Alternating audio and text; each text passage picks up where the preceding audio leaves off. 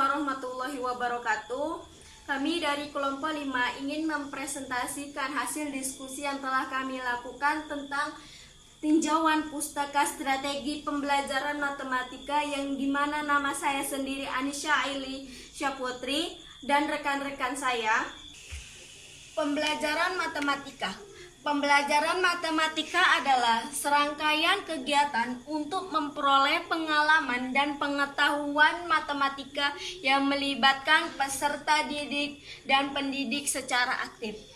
Dalam belajar mengajar meliputi hal-hal sebagai berikut. 1. Mengidentifikasi secara menetapkan spesifikasi dan kualifikasi perubahan tingkah laku dan kepribadian anak didik yang diharapkan. 2. Memilih sistem pendekatan belajar mengajar yang serasi. 3. Memilih dan menetapkan prosedur, metode, dan teknik belajar mengajar yang dianggap paling tepat dan efektif. 4. Menetapkan norma-norma dan batas minimal keberhasilan atau kriteria standar keberhasilan. Strategi pembelajaran matematika menerapkan pembelajaran matematika yang aktif, kreatif, efektif, dan menyenangkan atau pakem. Pembelajaran matematika yang aktif, kreatif, efektif, dan menyenangkan merupakan suatu strategi pembelajaran terpadu yang menggunakan strategi, metode, pendekatan, dan teknik pembelajarannya bersinergi sedemikian rupa sehingga baik prosedur maupun tujuan pembelajarannya dapat terlaksana dan tercapai dengan baik. 1. Pembelajaran aktif dalam matematika. Pembelajaran aktif atau dikenal dengan istilah cara belajar siswa aktif (CBSA) atau Student Active Learning (SAL). Active learning adalah proses kegiatan belajar mengajar yang subjek didiknya secara intelektual dan emosional sehingga berperan dan berpartisipasi aktif dalam melakukan kegiatan belajar. Dalam pembelajaran aktif, siswa lebih berpartisipasi aktif. Sedemikian kegiatan siswa dalam belajar jauh lebih dominan dari kegiatan guru dalam mengajar. Contohnya itu dalam kegiatan presentasi di depan kelas. Demikian presentasi yang telah saya jelaskan. Mohon maaf bila ada kekurangan dan kesalahan. Assalamualaikum warahmatullahi wabarakatuh. Saya akan melanjutkan materinya. Yang kedua, pembelajaran matematika yang kreatif. Pengertian pembelajaran kreatif. Kreativitas sering diasosiasikan dengan suatu produk kreatif. Meskipun demikian, menurut Diket 2007, kreativitas dapat pula ditinjau dari prosesnya. Proses demikian disebut sebagai proses berpikir kreatif. Keterkaitan antara kreativitas dan berpikir kreatif juga dijelaskan oleh Puccio dan Murdoch, yang menyatakan bahwa berpikir kreatif diasosiasikan dengan proses dalam kreativitas. Proses kreatif merujuk pada usaha individu untuk menghasilkan solusi atau produk kreatif. Dan menurut McGregor 2007, berpikir kreatif merupakan salah satu jenis berpikir yang mengarahkan diperolehnya wawasan yang baru, pendekatan baru, perspektif baru, atau cara baru dalam memahami sesuatu. Biasanya, berpikir kreatif terjadi ketika dipicu oleh tugas-tugas atau masalah yang menantang. Ada pula pertanyaan tentang apakah terdapat kreativitas dalam matematika. Pertanyaan itu sering diungkapkan oleh orang yang memandang matematika sebagai ilmu pasti yang sering dikaitkan dengan hasil tunggal yang pasti atau bersifat konvergen, sehingga tidak terbuka kemungkinan munculnya kreativitas. Kreativitas dapat ditemukan juga dalam matematika. Menurut Bishop Henoken 1997, seseorang memerlukan dua keterampilan dalam berpikir matematis, yaitu berpikir kreatif yang sering diidentikan dengan intuisi dan kemampuan berpikir analitik yang diidentikan dengan kemampuan logis. Dan menurut Kurteskis Park 2004 mendefinisikan kemampuan berpikir kreatif matematis sebagai kemampuan menemukan solusi terhadap suatu masalah matematika secara mudah dan fleksibel. Yang kedua ada menerapkan pembelajaran kreatif dalam matematika.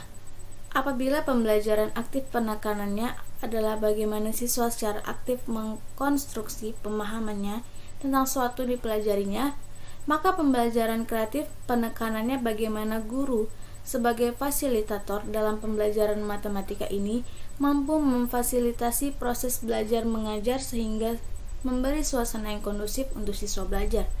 Dengan bermodal pada pengalaman dan pengetahuannya, serta mau terus belajar dan mengamati dan berkreasi dengan memanfaatkan lingkungan sekitar, sehingga tercapailah tujuan pembelajaran yang baik.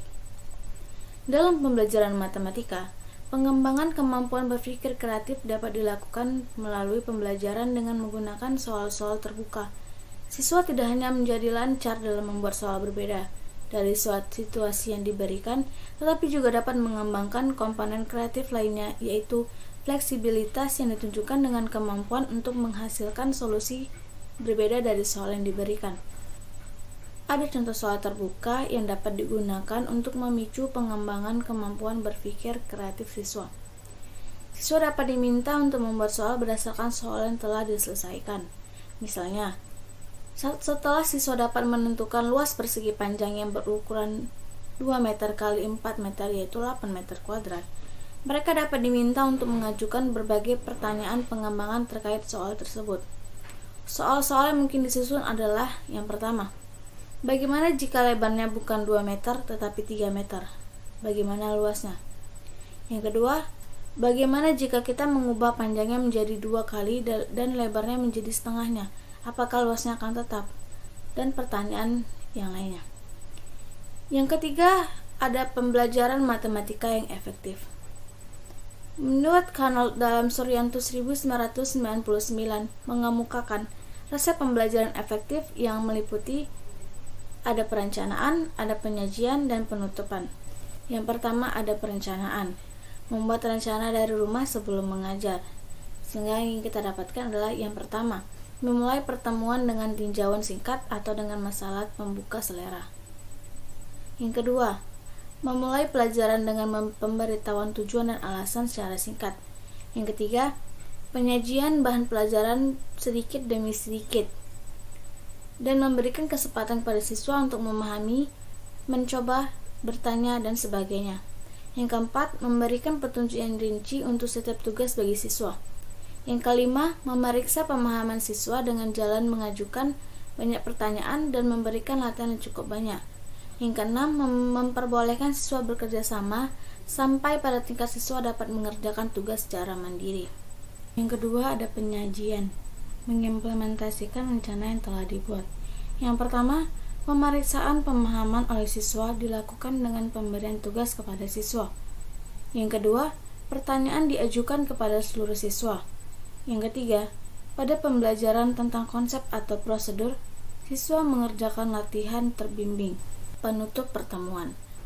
Jika sisa waktu tinggal sedikit, digunakan untuk membuat ringkasan dari pelajaran yang baru saja selesai. Jika sisa waktu agak banyak, digunakan untuk membicarakan langkah awal dari penyelesaian tugas yang harus dikerjakan di rumah. Sekian dari saya, materi selanjutnya akan disampaikan oleh rekan saya. Terima kasih. Baiklah, saya akan melanjutkan penjelasannya. Cooperative learning sebagai suatu pendekatan dalam strategi pembelajaran efektif. Pada pembelajaran matematika di kelas, belajar matematika dengan pembelajaran kooperatif adalah kelompok kerja yang kooperatif yang lebih dari sekedar kompetitif. Pada kegiatan ini, sekelompok siswa belajar dengan pasti atau mendiskusikan tugas-tugas matematika yang diberikan gurunya, saling membantu menyelesaikan tugas atau memecahkan masalah. Ada beberapa teknik pembelajaran kooperatif, yaitu yang pertama, circle of learning atau belajar bersama. Penerapan dari belajar berkooperatif ini sangat umum, yang dipentingkan kerja bersama, bukan bekerja beberapa orang berkumpul. Yang dianggap juga penting dalam model ini adalah saling ketergantungan dalam arti positif, adanya interaksi tatap muka di antara anggota, keterlibatan anggota sungguh diperhitungkan, dan selain menggunakan keterampilan pribadi juga mengembangkan keterampilan kelompok. Teknik yang kedua yaitu grup penyelidikan atau group investigation. Model ini menyiapkan siswa dengan lingkup studi yang luas dan berbagai pengalaman belajar untuk memberikan tekanan pada aktivitas positif para siswa. Ada 4 karakteristik model ini, yaitu yang pertama, kelas dibagi ke dalam sejumlah kelompok atau grup. Yang kedua, kelompok siswa dihadapkan pada topik dengan berbagai aspek untuk meningkatkan daya kuriositas atau keingintahuan dan saling ketergantungan yang positif antar mereka. Yang ketiga, di dalam kelompoknya siswa terlibat dalam komunikasi aktif untuk meningkatkan keterampilan cara belajar. Yang keempat, guru bertindak selaku narasumber dan fasilitator serta sumber belajar dan sebagai pimpinan tak langsung, memberikan arah dan klarifikasi hanya jika diperlukan, dan menciptakan lingkungan belajar yang kondusif. Keterlibatan siswa dalam setiap kegiatan yaitu yang pertama, mengidentifikasi topik dan mengorganisasi kelompok peneliti. Yang kedua, merencanakan tugas-tugas yang harus dipelajari. Yang ketiga, melaksanakan investigasi. Yang keempat, menyiapkan laporan akhir. Yang kelima, menyampaikan laporan akhir. Dan yang keenam, evaluasi proses dan hasilnya. Teknik pembelajaran kooperatif yang ketiga yaitu jigsaw atau gigi gergaji. Pada model ini, kelas dibagi menjadi beberapa kelompok dengan 4-6 orang. Setiap kelompok dinamai kelompok jigsaw atau biasa juga kita sebut sebagai kelompok asal. Materi pelajaran dibagi dalam beberapa bagian atau seksi sehingga setiap siswa mempelajari salah satu bagian pelajaran tersebut. Teknik yang keempat yaitu Student Teams Assessment Division. Secara prinsip, model pendekatan kooperatif dengan tipe ini adalah bagaimana memotivasi siswa agar berani dan saling membantu satu dengan lainnya untuk meningkatkan pemahamannya materi yang disampaikan oleh guru.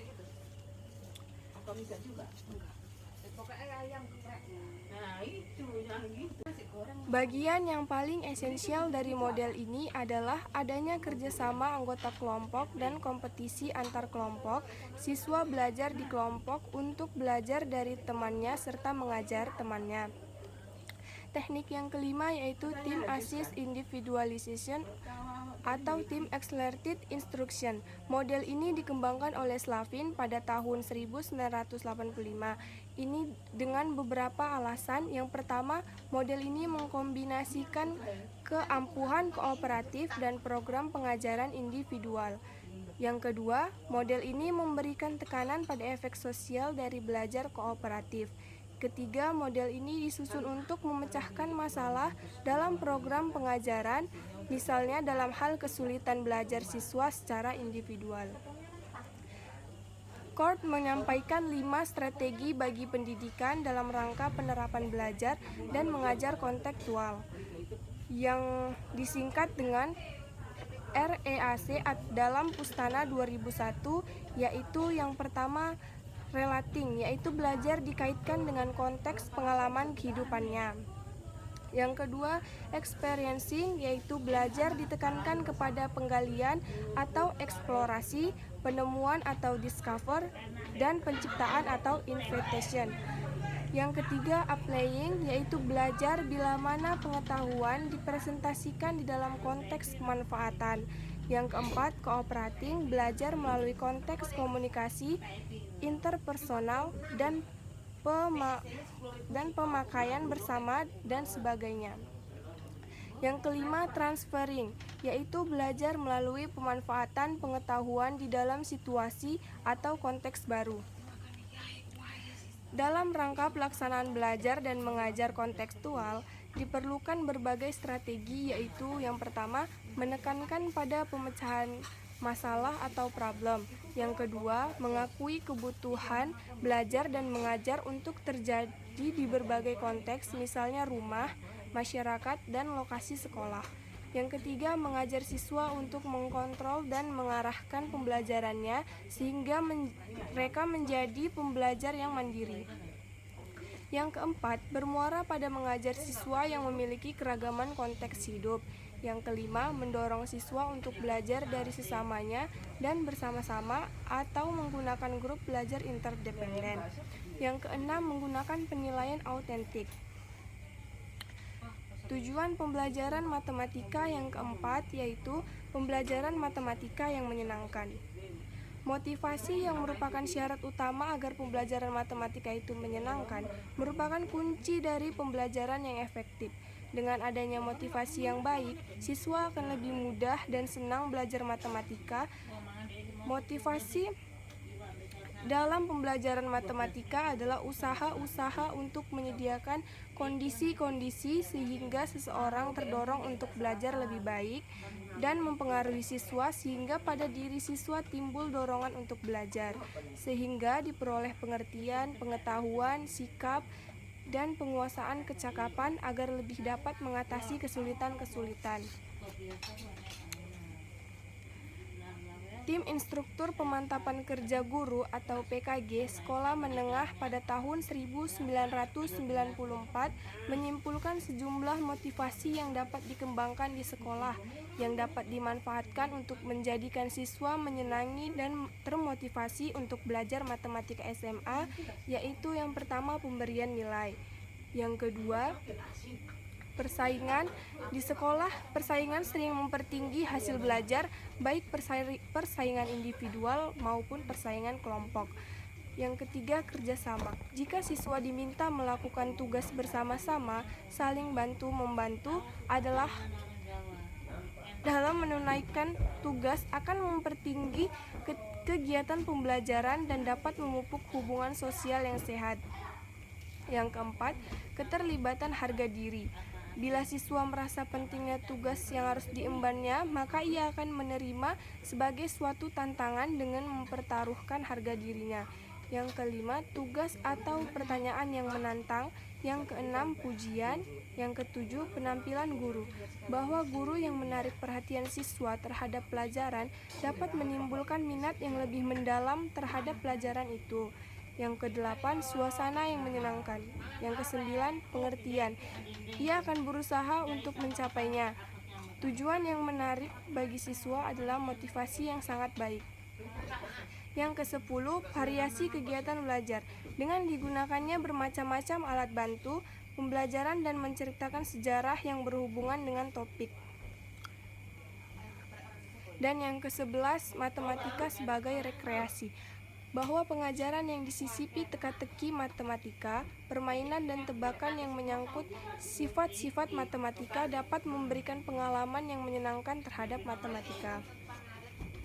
Dalam pembelajaran, tidak seharusnya masih dijumpainya anggapan bahwa hukuman adalah bagian dari proses belajar. Justru sebaliknya, hukuman harus dihindarkan, tetapi suasana yang hangat, menyenangkan, terbuka harus diciptakan agar bisa senang belajar matematika. Itu saja yang dapat kami jelaskan, lebih dan kurang mohon maaf. Saya akhiri. Assalamualaikum warahmatullahi wabarakatuh.